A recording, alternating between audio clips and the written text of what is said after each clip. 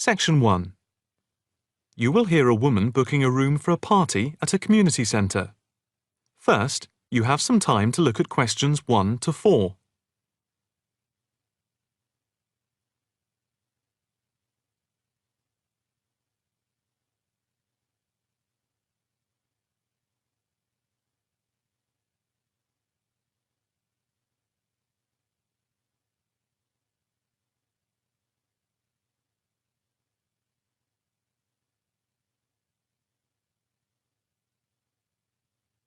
You will see that there is an example which has been done for you. On this occasion only, the conversation relating to this will be played first. Hi, good morning. My name's Pete. How can I help you? Hi, my name's Maria Lincoln. I understand you hire out rooms in the community center as venues for parties? The woman's first name is Maria. So, Maria has been written in the space. Now, the test will begin. You should answer the questions as you listen, because you will not hear the recording a second time. Listen carefully and answer questions 1 to 4. Hi, good morning. My name's Pete. How can I help you? Hi, my name's Maria Lincoln. I understand you hire out rooms in the community center as venues for parties? Yes, we do. We've various sized accommodation. It depends on what you're looking for, really. We're looking to hold a party, a children's birthday party, and we need a room that will hold about 70 people, with space for a small disco area, games, dancing, and food. Well, we have a large room, and it would certainly hold at least 100 people comfortably. It's used a lot for parties and things like that. That sounds as if it might be suitable. I've tried various venues, and they're either booked up or they don't hold enough people. Can you tell me when you were thinking of holding the party?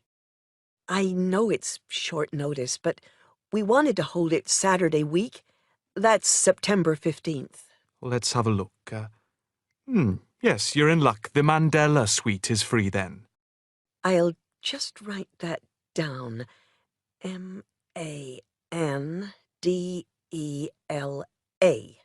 And the time. When were you thinking of holding it? In the afternoon, from 3:30 p.m. to 9 p.m. Yes, okay. There is no smoking on the premises, and we're only licensed to have soft drinks. That's okay. I think I'm happy to go ahead. Before you hear the rest of the conversation, you have some time to look at questions 5 to 10.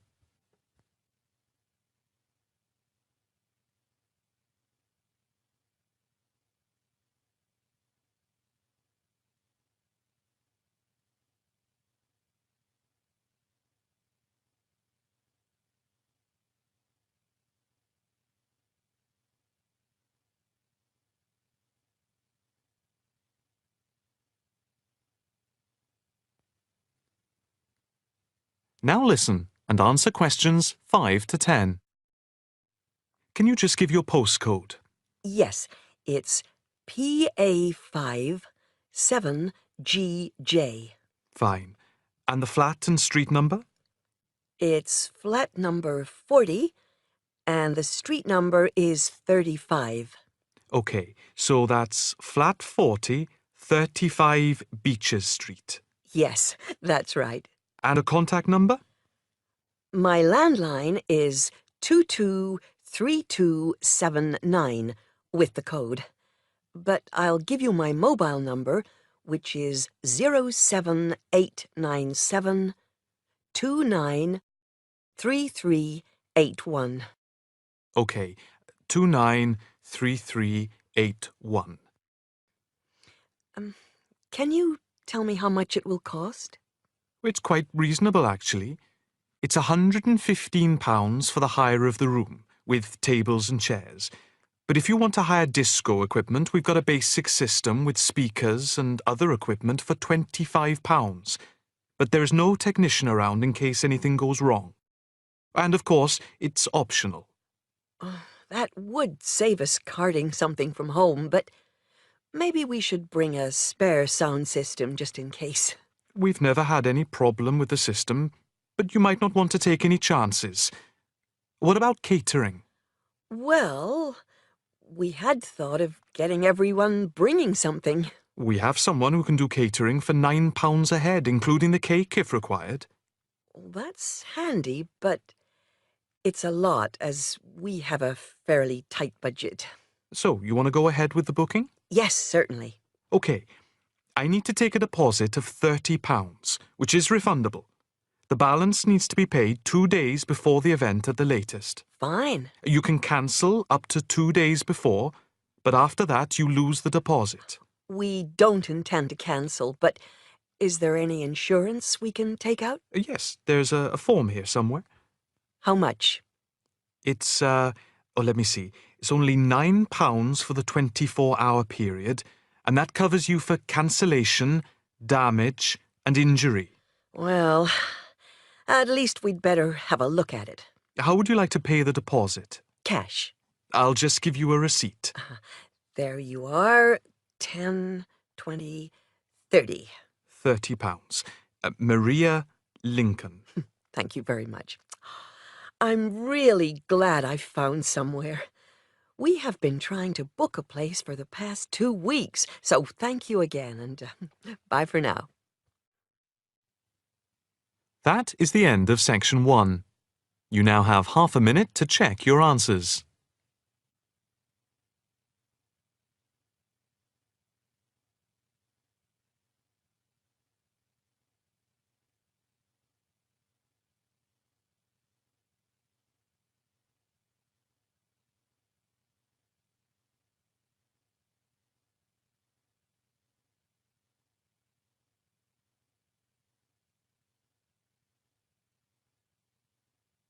Now turn to section 2. Section 2. You will hear a talk on the radio about grass roofs. First, you have some time to look at questions 11 to 13.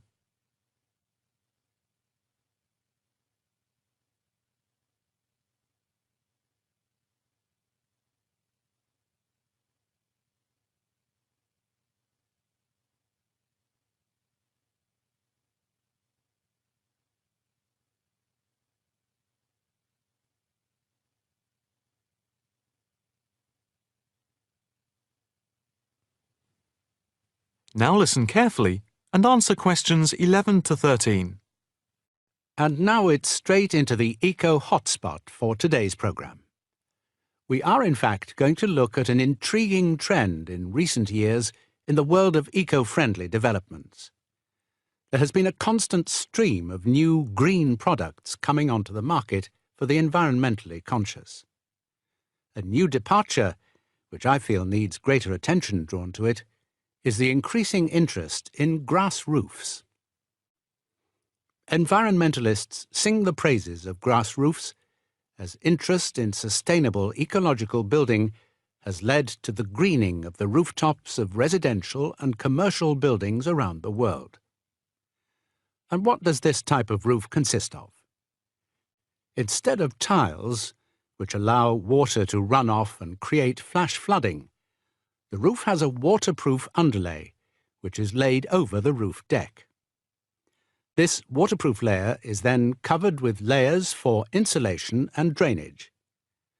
Then, on top of the insulation and drainage layer, is added a final layer of soil or crushed stones for the plants and/or grass to grow on. The roof can be planted with wildflowers to add colour and life to your rooftop. Before you hear the rest of the talk, you have some time to look at questions 14 to 20.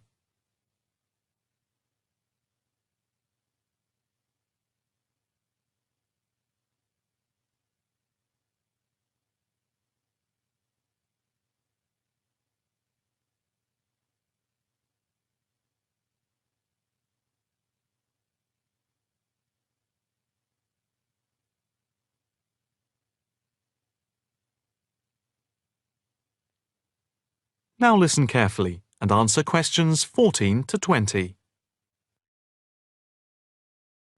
As for the benefits of grass roofs, in spring and in summer they're very pretty as flowers spring into bloom. Moreover, in summer, grass roofs are of particular benefit in cities because they keep any building cool by reflecting the sun's rays. In winter, the grass roofs insulate the building, helping to prevent heat loss. The roofs require little maintenance and are better than any other roofing material. They encourage biodiversity by attracting bees and birds, and they absorb water runoff, which helps prevent flash flooding. In fact, the gravel layer retains 71% of the rainwater that falls, thus helping to prevent flash flooding. In winter, the brown soil is a bit more evident, which can look unattractive if the roofs are not tended carefully. But that is a price worth paying, and I would say that they come highly recommended by those who have them. If you compare grass roofs with tiles, the latter do certainly look very tidy, but at a price to the future of the planet. The main drawbacks of tiles, though, are the water runoff and the absorption of heat from the sun's rays in summer. So, if we are to save the planet from the ecological point of view, tiles do not come recommended. The only roof that I can think of which has similar ecological credentials to the grass roof is the thatched roof. Thatched roofs are good insulators and very attractive, but very pricey and not ideal for cities. How can we make more of our roofs green? That is, how can people be persuaded to install grass roofs? The World Green Roof Conference in Australia was a very good start. At a grassroots level, the best way to raise the profile of grass roofs is to make them trendy by highlighting them in fashionable magazines, so that people begin to feel that they cannot do without them. But the idea I like best is holding competitions for the best designed grass roofs. Next week, Eco Hotspot is going to look at... That is the end of section 2. You now have half a minute to check your answers.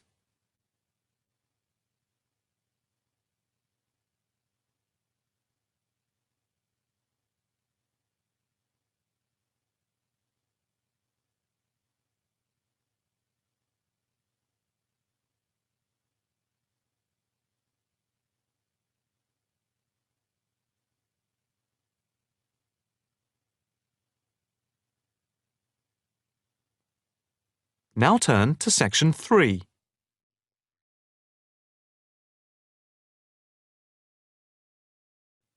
Section 3. You will hear a student talking to her tutor about a presentation. First, you have some time to look at questions 21 to 23.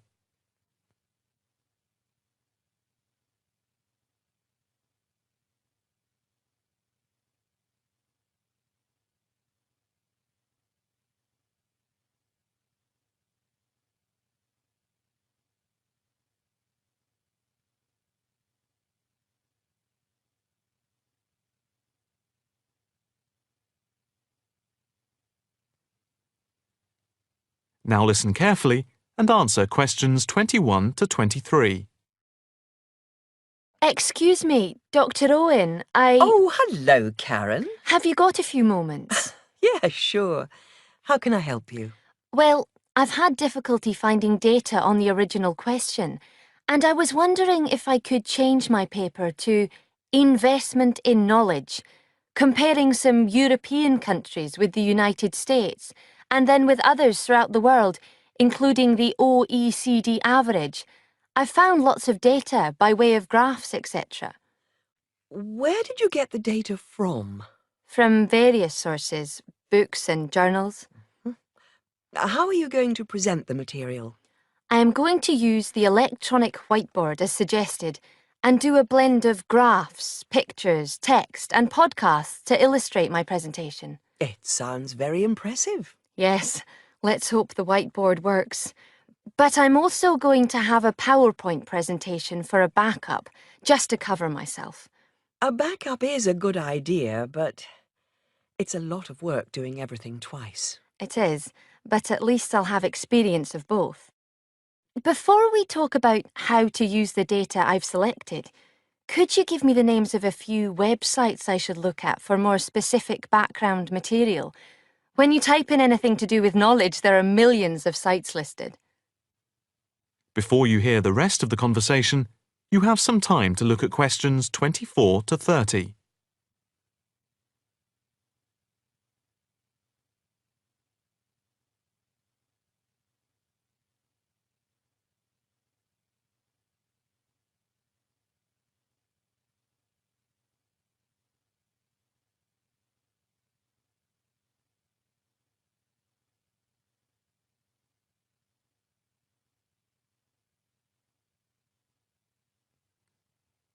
Now listen carefully and answer questions 24 to 30.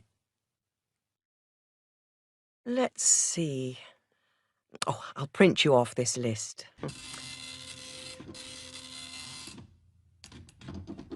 Oh, there we go. Right. Do I really need to study everything on these? No, I suggest there are 5 or 6 you can look at. The one you have to go through is the IT department section on the university site, which is www.kmul.org. It has articles by all of us in the department and has links to useful information, so I think it is essential to look at this. OK, I've already been on it, but I'll tick that one as a must-read. And there's a site which is hosted by Pollock. It's investmentit.com. All you need to do is to skim the abstracts of the articles on the site. They'll give you a general idea about the effects of investment in knowledge. Yes, that sounds good. It cuts out having to read everything. What about this one? knowledgejournal.com. If I remember, it's not that useful. I would say that there are very few things that you need to read there. Then there's itknowledgereview.com. It's got loads of articles, but it's probably best just to read those that have come out in the last term or so. Do you have to subscribe? No, it's free from the university library. And another free journal online is itonline.com. I wouldn't say it's essential to read it, but it is beneficial. And so I think it is worth a look. If you think it's useful, there is no harm in looking at it. But nationalstatistics.com is worth looking at and trying out the links that it gives. I think these are probably enough to be getting on with. I think so. There's another thing I want to ask about. How much material should I use in my presentation? Avoid crowding the screen. If you have lots of information at one time, people will not be able to follow it and will just switch off. That's worth remembering. I've been in lectures where there was too much detail on the screen and it was impossible to read quickly. But what about visuals? Do you think it's okay to mix visuals and text? Visuals are very useful, but they must be relevant, or else people will get confused about what they mean and why they are there, and they won't pay attention to what you are saying. So be careful. From what I can see, you have the makings of a very good presentation. Thank you. That is the end of section 3. You now have half a minute to check your answers.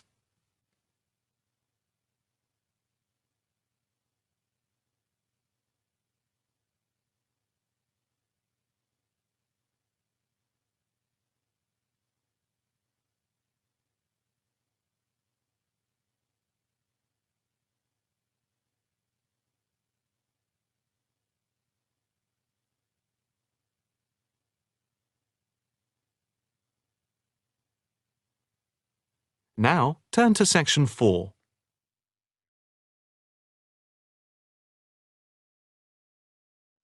Section 4.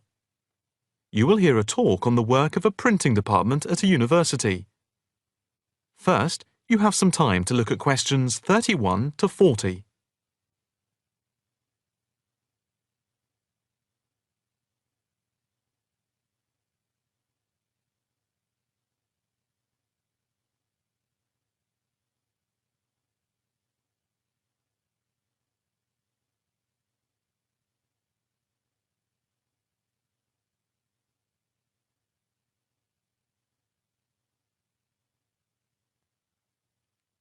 Now listen carefully and answer questions 31 to 40. I am here to give you a brief outline of the work of this new department. The Department of the Printed Word has a very short history, having been created just 10 years ago. Some statistics to start with. The first intake of undergraduate students consisted of 20 students, which rose to 37 in the second year. And we now have about 50 in the first year, doing a wide range of courses, full and part-time.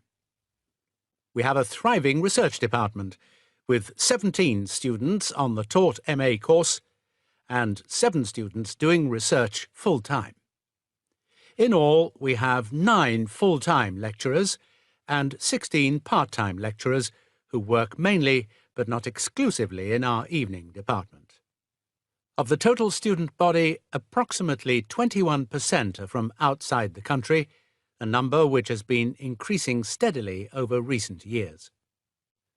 Although students from overseas have to reach a minimum level of competence in English before they follow a course at the university, some may require remedial help with their English, and we can offer help through the Student Support Services as part of the general assistance given to all students. For home students, both graduate and undergraduate, there are bursaries to help with travel and accommodation, for which I would advise you to contact Mrs. Riley at the end of this session. Increasingly, we are forging external links with organisations in the publishing world. And we have been very fortunate in that we have received money to sponsor not just various students within the department, but also technicians and lecturers. Each year we hold a series of lectures which are given by external speakers in the world of printing and the media. The series of workshops that you see around you have been built thanks to a very generous donation which has allowed us to develop our facilities for bookbinding and restoration. Now, the main work of the department relates to teaching the mechanism of printing. And as most printing is now so highly technological, all our students have to be computer literate. For those of you who are interested in taking a module in this department from another department, and who feel that you may not have the necessary computer skills, don't let the technology put you off. We have a number of specialist technicians who can support and deliver crash programs in the computing technology required. As long as you can switch on the computer, you are halfway there. We have what can only be called state-of-the-art facilities, especially for those wishing to move into the publishing world, working not just as printers, but also in editing, page design, layout, and bookbinding.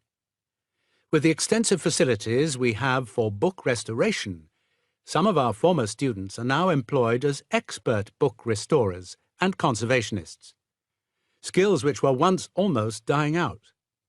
In the display, you will notice samples of work on book cover design, and as well as having all the necessary computer programs for dealing with printing, we have some old printing presses. Despite being largely a modern department, we do have an increasing interest in research into the history of the printed word, ranging from early European to Chinese and Japanese printing techniques. We have in fact some very well-known experts on early printing in Europe in the 15th and 16th centuries. If this area appeals to you, you can talk to Dr. Fred Clare afterwards. From China, we're lucky to have as a visiting lecturer Dr. Yu, who is an authority on early Chinese manuscripts and printing machines. If you are thinking about doing a module with us, or you are interested in doing research after you have finished your first degree, the person to talk to is Professor Clarkson, who will be able to give you all the details. For postgraduate research, you should really be thinking about applying now, even though we are only in December, as the department now attracts large numbers of people, and we always have many applications for each research position. That is the end of section 4. You now have half a minute to check your answers.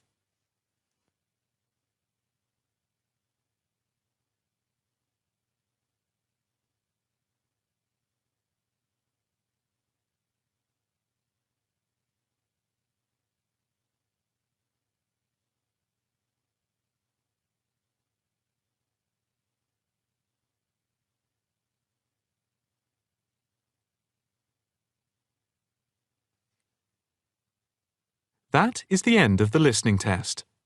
You now have 10 minutes to transfer your answers to the listening answer sheet.